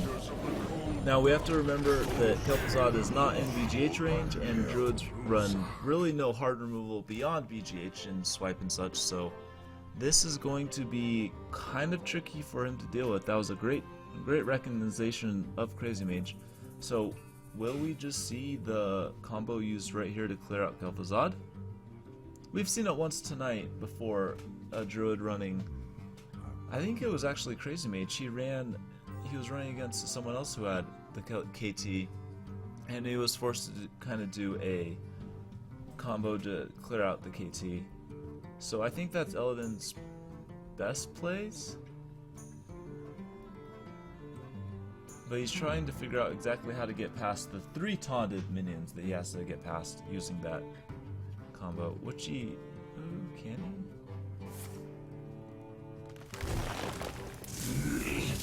Time waits for no one. Okay, let's see him do it.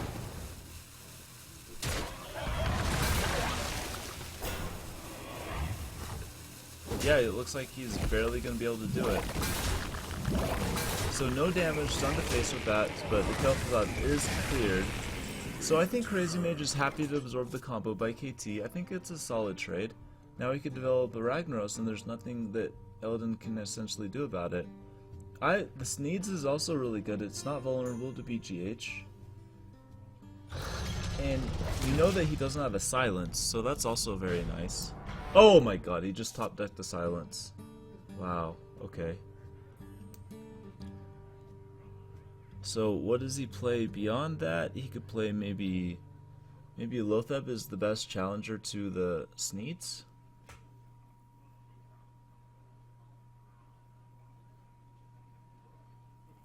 What to do?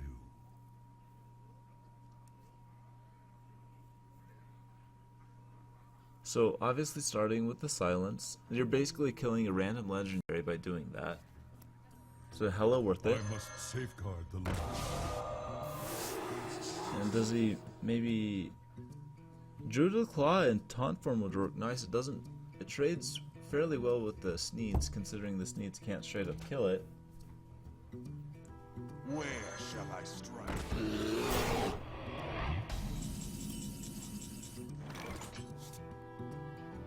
Okay, now Armorsmith is great. He has a taunt in hand, but he doesn't essentially need the armor. He has a shield block already with this shield slam, so he might just do that right now. That would be pretty solid and allow him to pretty much clear the board.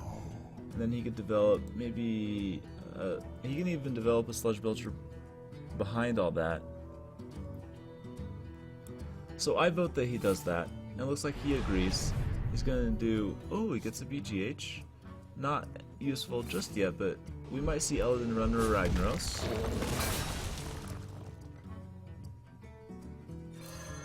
Looks like he's gonna go with the weapon attack. Nice clean kill. And Sneeds is allowed to go to face without having to take any damage whatsoever. The Azure Drake comes in hand, gets a Wild Growth, not the most useful. So Lotheb or Sludge Belcher is the question. Looks like he wants to go with the Sludge Belcher because CrazyMage could have Grom in his hand, and if he does have Grom, that means that is essentially just lethal, considering the weapon would activate Grom, and he already has enough damage on board to do the extra 7 damage that Grom would finish it off by the 10. So Eldon hopefully played that, in his mind he played that correctly, but we see no Grom. So as far as what CrazyMage can do, looks like he's gonna start by killing off the Sludge Belcher. And maybe we might see a Ragnaros. Oh no. Oh, that's smart as well. Just get rid of the board. Now an Armor Smith is nice, and the Warrior is taking really strong initiative. I think the turn 4 and turn 5 hero power from Eldon was just too weak, and he just kind of ran out of steam. Now the Shredder is good. Looks like a Lotheb is also nice. It trades very well with the board. Shredder is also good, and he doesn't. Okay. Now we have to keep in mind that Ragnaros could be lethal. Well, actually, no. It would be like one-off lethal if it did hit the face. So no fun there. But actually, no. We could see Cruel Taskmaster on one of the current minions. And then that would give Ragnaros a 33% chance of lethal, but that's just a random, bullshitty play. That's probably not what he's gonna do. That's more of a fun play. Yeah, he's saying YOLO Rag, and I'm gonna just say this as a neutral person. I don't want to give him tips or anything that Eldon doesn't have doesn't have a big GH. I just want to try to stay neutral as possible. It looks like he goes for the YOLO Rag. And he gets lucky! Wow, alright, so he's gonna win the 19 life in this new series, and he's up by 1 game. This is game 2 in this best of 3 series against Eldon and CrazyMage. CrazyMage is currently on a 2-win streak, so he's looking really nicely. And he's using the exact same deck that he's used pretty much all night. And he's done quite well with it. He's lost 1 game, but that was a kind of a funky Mech Mage game where he just got burst at the very end with double fireball, but he's doing really well. He's going up against a lot of druids that are considered a bad matchup for the warrior, but he's doing a pretty good job. Eldon is sticking with his druid, which is, like we said, a nice way to play against a warrior. Hopefully he gets a little bit more lucky in this mulligan, but so far we see no such luck, and looks like he's gonna have a really slow start again. But CrazyMage also has a really lackluster start. He has the Doomstare, which is kind of nice against a druid like this, but he has no weapons. He has the Acolyte for card draw, and he has a decent Lotheb minion semi-early, but I would say that he wants a lot more weapons, but he's not going to get them. He gets Ragnaros, which is not the best just this early, but Acolyte's nice, just to start rolling on the card draw. Now Eldon, he can develop a Shredder right now, but he doesn't have another turn 4, so he might want to keep the coin until... Actually, yeah, I was going to say that he should keep the coin until turn 4 to actually play out all his 5 drops, considering he has 3 5 drops, but that would leave his, turn 3, and yeah, it'd just be really kind of awkward. He doesn't have a nice curve is what I'm trying to say by all that. It looks like he's just going to go with the hero power, realizing that his curve is not the best, and he's going to give 2 draws over to the warrior. And out of those 2 draws, CrazyMage gets some decent mid-range minions that he can use here shortly. Now, does he maybe go with the Doomstare here just to deny any Shredders coming out? And maybe an armor up? That would probably be pretty smart of him. I think that's pretty solid. Yeah, okay. So this prevents any coin shenanigans going on. So Eldon's going into the phase, same curse that was last game about turn 3 armor up, turn 3 hero power, turn 3 hero power, so he's not exactly happy about it, but that's alright. The Doomstare did its job. And now I would say that the real game actually finally begins. We had the early game where these decks don't really shine. Now we have the mid game where these decks start to really grow in their power. So here we go. First real minion to actually hit the field is the Lotheb. And then Eladin's going to challenge that with his own first minion, which is the Druid of the Claw in taunt form.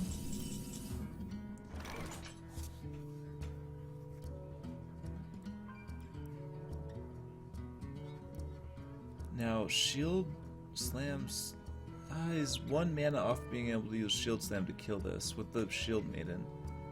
So he might, I'm not sure. What now? It's one of those weird turns. Looks like he wants to go with an Armor Smith and maybe just a trade. Oh, and a Cruel Task to finish it off. That's really smooth. So that works really well. And now the swipe will maybe come down. That's going to relieve a lot of armor potential from the warrior. Because we have to also notice that this druid does run the combo pieces. Looks like he's going to go with the Coin Shade.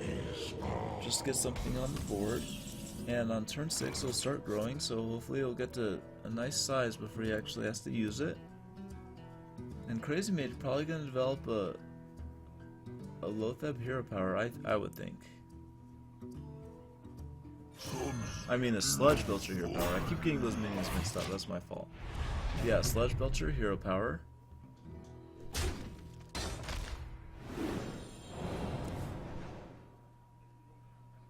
And Eladin's going to start his own card draw with the Ancient of Lore. That would give him just, ooh, so we do see both parts of the combo. So if Eladin is able to maintain a board control, we kind of have to calculate combo almost every single turn if he has more than, 1 minion on board. Even against a warrior that it's having 38 life already.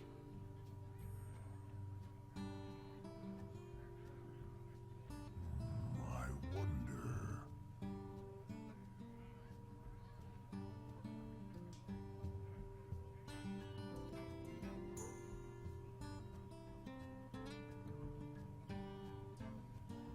So CrazyMage is going to go with the first Shield Slam, and then set up the Shield Maiden, and that really blocks out what the Druid wants to do. The Druid wants to get the minions on board, not the warrior. Ooh, okay. Is he just going to attack with this weapon? Alright. So it looks like he's just priming the weapon to basically challenge whatever potentially 5 health minion the Druid throws down, which is fairly common in the Lothebs and Sludge Belchers and Ancient of Lores. So CrazyMage really thinking this one out nicely.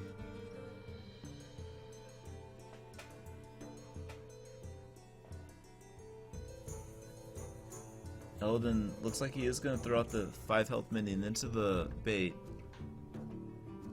But it does absorb the weapon charge, which is not too big of a deal.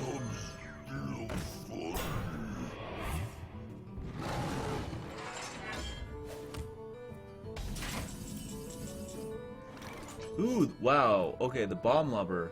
The Bomb Lobber might just kill the Shade right here. That's a big deal. I think you should go for this. Weapon attack into the Sludge Belcher. Throw your 2/1 into the slime, and then use your Bomb Lobber to actually kill the Shade. And what he does with the extra 4 mana, I don't think it matters too much, but he could just Fiery War Axe Armor Up or something like that. Maybe he's thinking about a Ragnaros play that could have a 50-50 to kill the guy? What now? Yep, looks like we're gonna see the Bomb Lobber play. Oh, wait, I didn't think that one through. That's right. Oh, he's gonna go with the Ragnaros instead of the Bomb Lobber. I would say this is a much more high risk, high reward type play, and he kind of gets punished. The Shade stays alive. Yeah, CrazyMage kind of has to think of a potential way to get out of this, because lethal is threatened on board with the damage there and then the weapons that can come out of CrazyMage's hand. Now, Eladin, as far as setting up a defense, he could do a Druid of the Claw, or he could just do the combo pieces to clear out a lot of the things. It looks like he wants to do the combo pieces, so several times tonight we've seen the combo pieces just used as removal rather than lethal. So the Druids have not been having a lucky night tonight. It has been the Warriors that have been having a lucky night.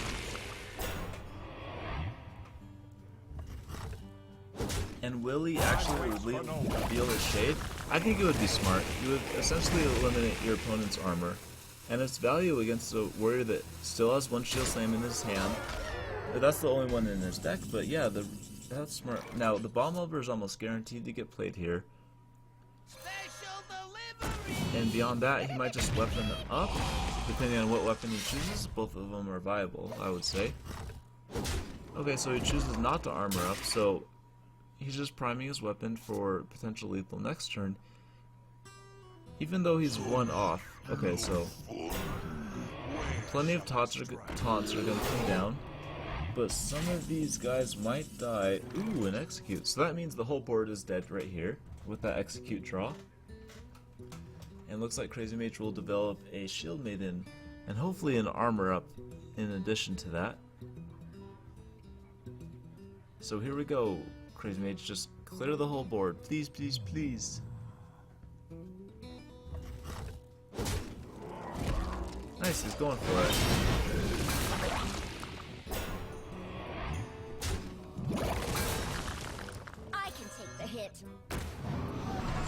Okay, so he's gonna... Oh, wow. That's interesting. He decides to use the shield slam rather than the execute. Does the same job, the same trick is finished, but I would say that given your hand, I think the execute is best used there. You think? Yeah, here, let's see if we can get Swiftest in here. Let's hit him up. I must safeguard the land. Alright, we might get Swiftest in here as like a co-caster, and that'll be a lot of fun. Those are always fun to have. Previous... Oh, looks like... Okay, so CrazyMage just wins with 27 life. Nice. And that leaves him as the winner of this. Eldon kind of getting knocked out, but no worries. He can just come back tomorrow and play. We're able to jump in the next game. We got CrazyMage versus Harry. Harry's a brand new contestant, and looks like we can't see his hand, so we'll let him know.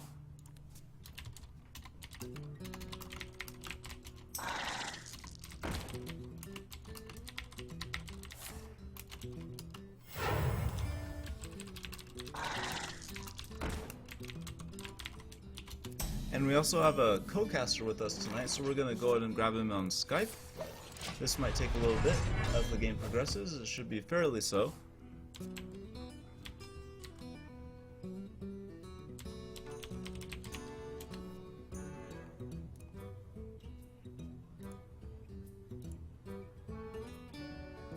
Okay, as far as this game, looks like we'll have to reload this once Harry responds to the question about his hand we can't really necessarily see.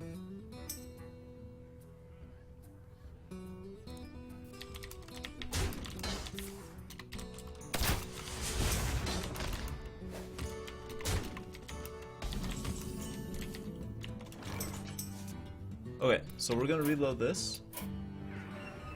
The game looks fairly still. It looks like it was like a face hunter or maybe a Vendrage. Okay, good. We can see that. Now we need to grab our CrazyMage dude, and then Harry is along that.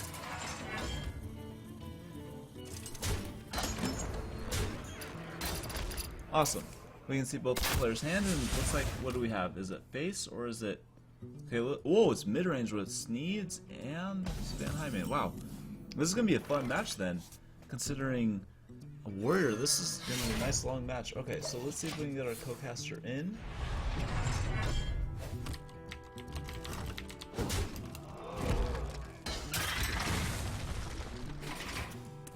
So the co-caster process is fairly simple. Pretty much all you have to really do is pretty much contact me, and then I just have you run in Skype, and it's fairly simple. I just share the screen with you on Skype so you don't have any lag or anything. and then you just come in, talk about the game, and then leave whenever you want. Not a big deal, pretty simple. And as far as this game, it looks like it's finally picking up. We have a Fiery Warlock's active, and then... Okay, wow, alright. So the Sludge Belcher's gonna answer the board really nicely, but let's see if Harry can actually answer it. He has... let's see.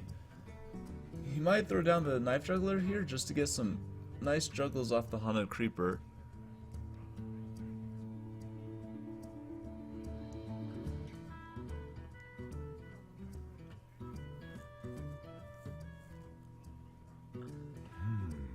Really trying to figure out the best way to deal with the Sludge Belcher. And I think the Knife Juggler is a solid option. Put this apple on your head. And if you don't get lucky, you essentially have one more chance. Okay, so he gets a little bit lucky. Now, he can't essentially kill it, but we'll get it quite low. So the Knife Juggler itself is probably going... Well, it's guaranteed to die, no matter what. The Fiery War Axe or the Sludge Belcher itself is going to kill it. Alright, so we're going to give a call to our co-caster. What's up, man? Hey. Cool, so let me grab the screen share real fast so you can see everything. Cool, can you see that? Can you see it? Hold on, it's loading. Okay, yeah, no worries. Yeah, it's good, I got it. Nice, okay, cool. So far it looks like we have a crazy, not necessarily crazy, but interesting mid-range hunter with the Sneeds in it. And CrazyMage has been running this warrior pretty much all night, so do you kind of have an opinion on who's favored in this? It's a mid-range hunter. Oh, you think so? Okay. Kind of hard to toss up between. Mid-range hunter doesn't really do much damage. It's kind of like built-up damage, so Yeah, and possible to go either way, really. yeah, that's what I was kind of thinking. It's kind of, you know, just kind of a skill matchup or luck of the draw matchup. It's not really favored in one way. But CrazyMage has been kind of defeating druids all night, so he is kind of going against the grain on that one. Yeah, he has played quite well with this deck so far. Yeah. Control warrior is pretty strong. In my opinion, it's pretty strong. Maybe not in higher ranked players' opinions, but Yeah. Now, as far as what we got so far, probably a Span High Main's nice for Harry here. That's probably the only play. He could 6 mana. You don't really want to waste it too much on a Sludge Belcher or a Loatheb. He trades decent with the board with the Haunted Creeper. I wonder. But yeah, Hyman's really strong. Turn 6 play. do you think it's just gonna get executed by probably an activated from the slime? I think that's probably Yeah, it could really. the best way to deal Yeah. with it. And then after that, do you think that he might just do maybe a brawl? He probably doesn't feel too threatened, so maybe the brawl isn't necessary for that at least. Looks like the hunter's actually considering silencing the belcher, maybe. Yeah. No, I don't think he really needs to do that. We have seen Sneeds in the warrior deck, and if Harry has been paying attention to what CrazyMage has been playing all night, he should probably save the silence for the Sneeds. But I guess he doesn't want to go that route, and he doesn't do the or the hyena or Span High Main either. So Who's behind a really weak board here? Well, Savannah Highman would have been weak there anyway with the shield block coming out. yeah, Probably would have just gotten slammed. Shield Block would have been a hella nice top deck. And okay, so Dr. Boom, and in your opinion, do most mid-range hunters even run a BGH? I think some decks do, but I don't think the most popular deck does. Yeah, I was gonna say it's kind of one of those things where it's like maybe you see it half the time, but it's not a very stable card in a mid-range hunter, so he might have a trouble actually dealing with this. They do run Hunter's Mark. Oh yeah, that's a good point. Obviously, he doesn't currently have it. Yeah. So, Hounds is interesting here, but Oh it's wow. gonna clear the boom. Yeah, trading his whole board in. Boom, one damage at a time, I guess. But do you have a follow-up play to that? It looks like it's just gonna have to be Creeper and Hero power, which isn't very good. Yeah, I mean, the Creeper does absorb the Boombots pretty well, I'd say. I think it's probably one of the best in absorbing the Boombot. Yeah, it certainly is. I can take the hit. If the first one hits him, the Boombots can clear that out pretty easily. Yeah, Not a huge threat, but it does leave an empty board. yeah. And you can see that CrazyMage doesn't currently have many minions to place down on it. Yeah, so he kind of has to value his minions quite highly. Do you think the Houndmaster, that's a nice top deck, or do you think you're just gonna hold on to the Houndmaster, maybe use it on a Hyena eventually, and then I think maybe just a Savannah right now would be nice. Or do you think it just trades too well with the Shield Maiden? I think it just trades too well with the Shield Maiden, really. Do you think the Sneed's Old Shredder is probably best? Judging from what the Hunter would be looking at, I think the Sneeds would be best. But you have to expect things like Shield Slam and Execute as well. Yeah. So if he's expecting something like that, I mean, it's a really awkward turn right now. Yeah, and he has the armor, and then he has any activators he needs to for the execute. So Yeah. both halves of the Sneed's probably gonna die if it goes down. Quickly.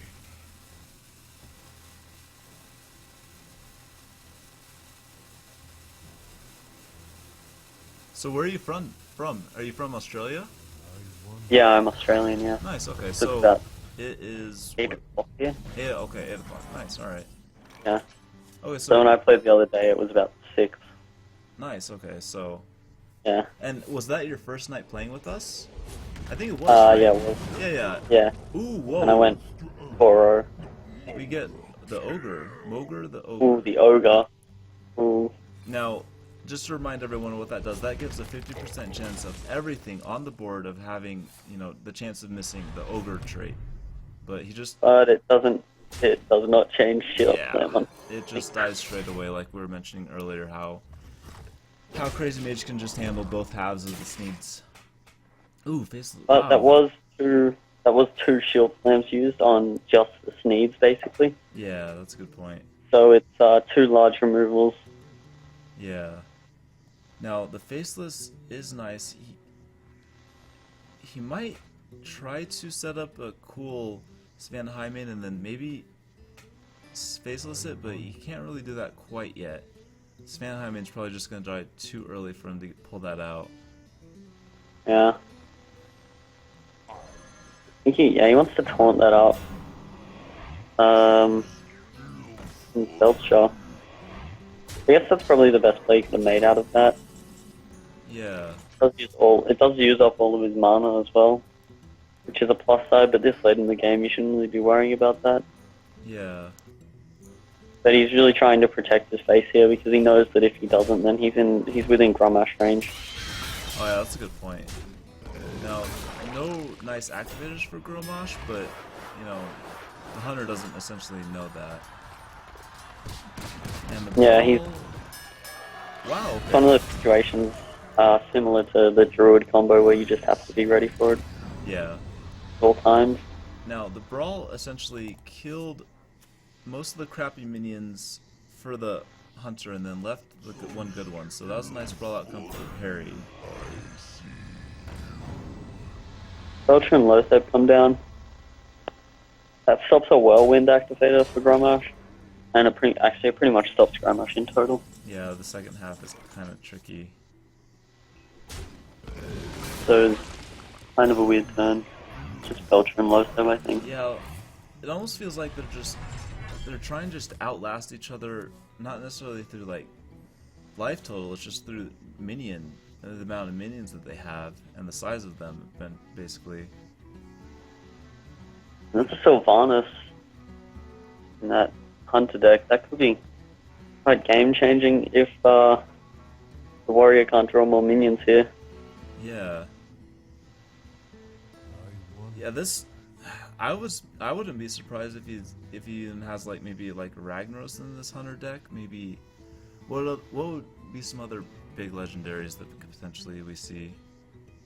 Well, we haven't seen Boom yet, and generally Boom's played in pretty much Oh every yeah, single that's day. true. So that means that we would see like Boom, Sylvanas, Sneeds, and then Savannah Highmane's considered like up there as far as huge minions. So yeah, Yeah. I think. On top of that, I don't think he's played any bows yet, or I haven't seen any animal companions. Oh, well, oh yeah, that's a good point. So that might also mean that he may not even be running traps. And yeah, you're right. We haven't seen any bows or animal companions or even traps. So that might be where the replacement is on that. This is really interesting. He decided to faceless with Belcher. Yeah, that's interesting. Considering he had higher value targets in his hand even already. So there's an activator for Gromash, Yeah. technically, but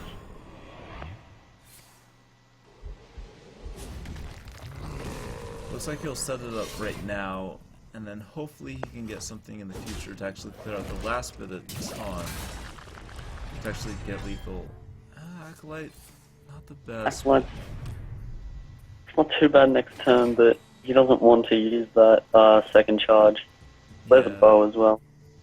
I mean, Acolyte will probably just die to the Houndmaster too. Oh, yeah. There's the bow. Sylvanas, nice.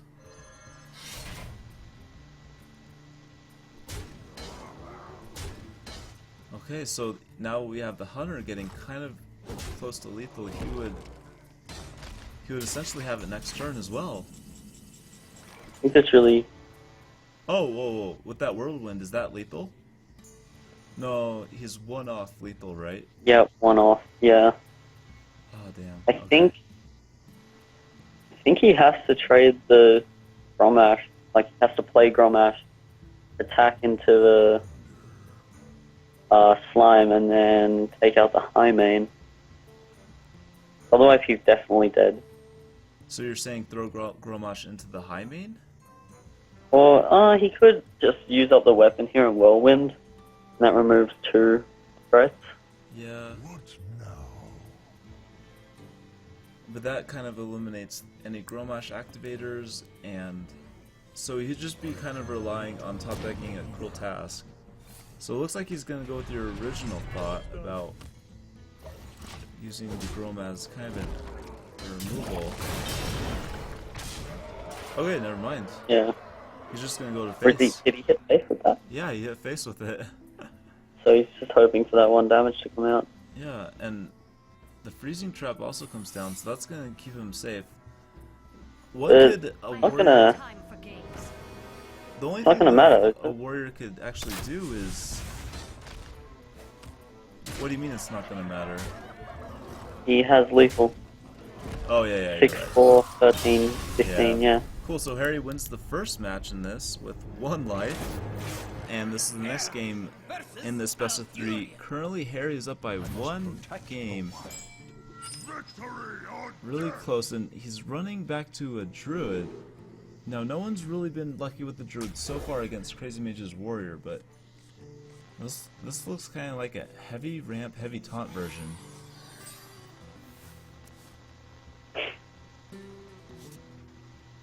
And he gets Yeah, a it's definitely... innervate, but not the wild growth. My greetings. So it's not ramp or fast druid, but looks good. I think this is a really slow version of druid. Yeah. I've seen played a couple times, like I've played against a couple times, and I think it might be a variant of a deck that I think Masan was using at one point. Okay. And it was, he called it Taunt City. It had a hell of a lot of taunt. That makes sense. Yeah, I would. Yeah. The Sunwalker, I think that's Sunwalker kind of gives that away. Whoa! Do you see that? Dark Whispers. Oh wow, that is a deck that is a card you rarely see Yeah. in Construct. And especially like in this style of deck, like it's considered viable in, you know, the token druid, but this is not the token druid. Yeah, this is not anywhere close to a token druid. So that's probably going to be used as like a super juiced up minion type thing where you give your minion the 5 health and 5 attack, But that's gonna leave them open to like PGH and all kinds of stuff, so kind of be interesting.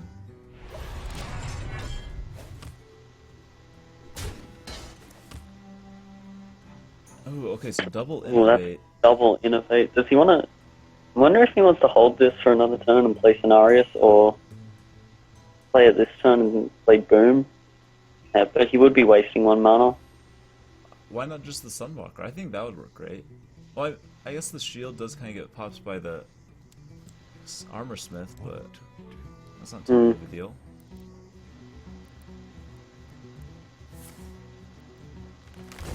Okay, so it looks like... Yeah, I can see. Yeah, Sunwalker. Okay.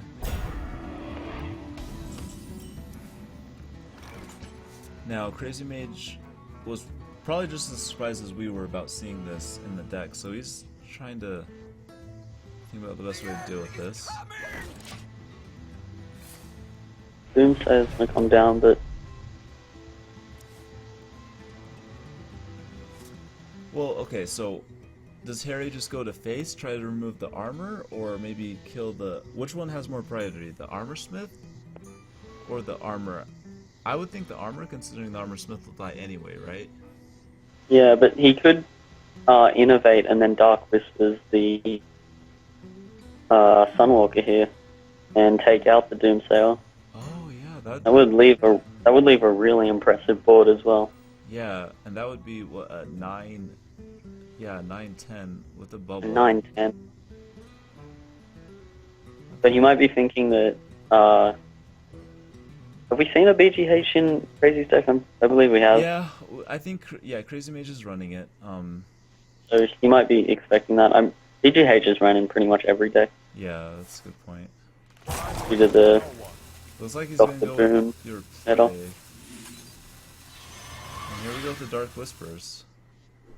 On top of that, because the Doomsayer has no attack, it doesn't actually take damage, so it keeps the shield. Yeah. And they're really, Do you think that he, considering he doesn't have the BGH, do you think he just goes with the 50-50 brawl? What now? he could, but if he loses the Armor Smith here, then he even loses something that could get rid of that shield. Well, does he even have a choice? Well, okay, so we can assume that Harry doesn't have the combo in this druid deck, right? Yeah, we can pretty much assume that, yeah. So maybe he's not even too worried about his life total, and maybe he just wants to leave the guy on the board for a little bit. Yeah. Hmm. I could see Coin Shield Maiden being a play here, maybe. Okay. But I think he's looking at the brawl. If it doesn't go in his favor, it's Yeah, this is like the pretty big brutal. 50-50.